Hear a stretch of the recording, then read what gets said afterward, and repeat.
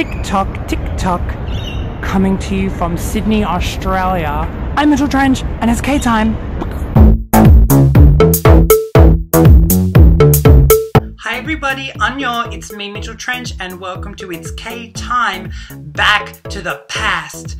Yes, we are looking at songs that are archived in K-pop history. I'm picking my favorite artists and we're going through their discography, or videography I guess it's called for K-pop, and we're gonna look at and critique and review and reminisce. So let's get started with my favorite K-pop group, and in celebration of their 10th year anniversary, Super Junior.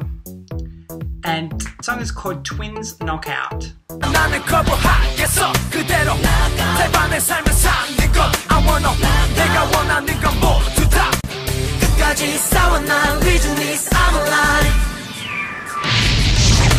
So this is Super Junior's first song ever. This was their first MV ever, and SM Entertainment released them to the world with this MV of Twins Knockout. Now, interestingly enough, with Super Junior's first MV, it was actually a cover song of an original song by a British pop group called 888, and the song was called Knockout for them.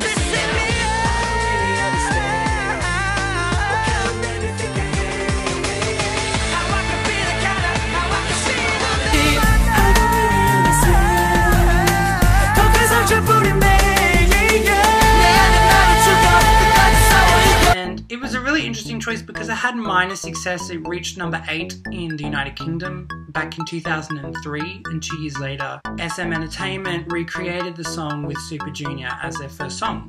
Many people don't really understand why. Many people kind of criticize K-pop for taking a song and covering it to their own kind of original song, because a lot of people are like, this is the song Twins Knockout.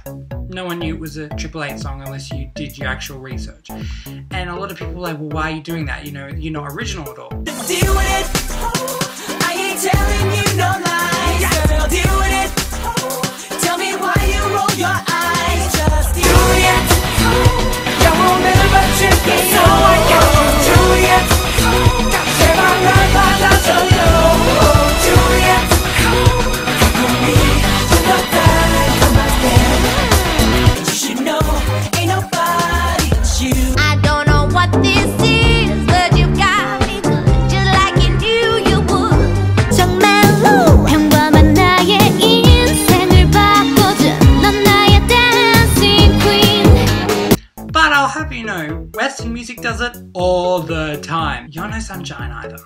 The choice of Knockout by 888 as a cover was kind of random because, like I said, it only had minor success and it was in the UK.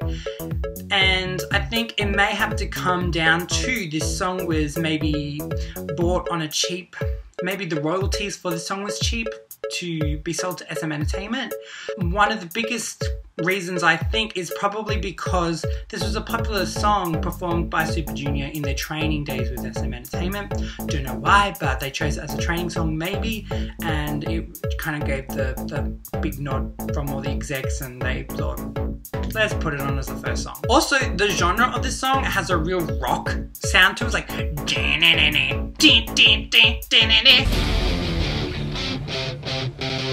like it's nothing like anything else Super Junior ever did. They kind of had this song and then straight afterwards the rest of their songs in the first couple of years were a bubblegum pop kind of sound, and then it transformed into R&B, which it has been ever since. So they also named themselves Super Junior 05, which just goes to show they didn't really expect themselves to be around for much. Like, they had a year expiry, Super Junior 05, and then after that they just dropped the Super Junior.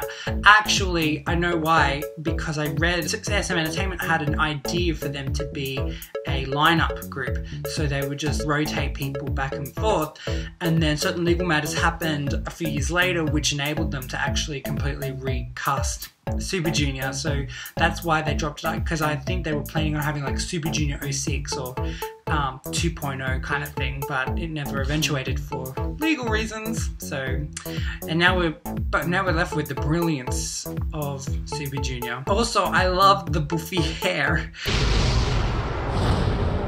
You know, nowadays for K-pop, it's really like cut, short, maintained, kind of crew cut looking hair.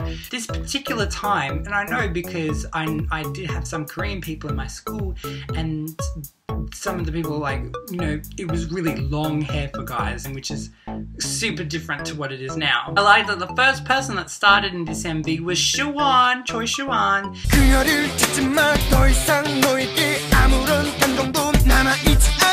Siwon always seems to be the first singer of the songs. Not every song, but in a lot of the main songs, Siwon is like, the first line is Siwon. It's tradition. There is some great choreography in this song, and you can see that they'd been training for years and years because they kind of put all their effort into this MV with the choreography. My favorite choreography, and one of my favorite K-pop choreography of all time, has to be the head, like, call me a psychiatrist because I'm going crazy head wobble. That is one of my favorite moves in K-pop of all time, and I love it. If you see me in a club, K-pop club, I'll be doing that. With the leg as well. The legs are like crisscrossed while you're like that. Awesome move. Forget the side thing.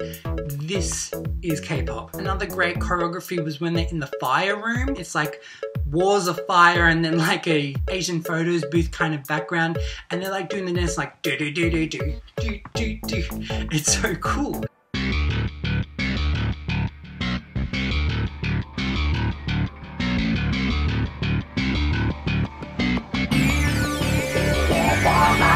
You gotta reminisce the lack of quality on this MV compared to SM Entertainment's reputation now of having the best quality music videos in the world.